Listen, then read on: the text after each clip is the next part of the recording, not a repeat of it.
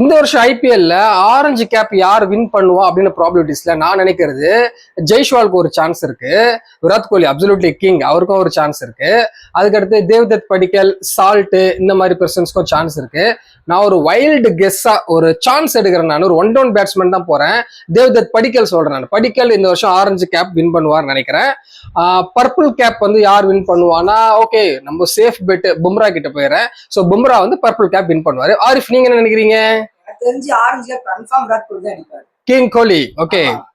Purple cap வந்து இவரு சிரிச்சு யோசிக்கிட்டோம். ஃபௌசியா நீங்க சொல்லுங்க. ஆரஞ்சு கேப் இந்த வாட்டி ருத்ராஜ் தான் அடிக்கிறான். எனக்கு தெரிஞ்சு ருத்ராஜ் கெய்க்வாடுக்கு வந்து மும்பைல கூட ஃபேன்ஸ் இருக்காங்களா இல்லையா தெரியல, ஆனா சென்னையில வந்து ஒரு மிகப்பெரிய ஃபேனா இருக்காங்க. ஆடுவார். போன வருஷம் ஏதோ ஒரு அவசரத்துல இன்ஜுரின்னு போயிட்டாரு. தேஷ்பாண்டே கிட்ட அடி வாங்கினாரு.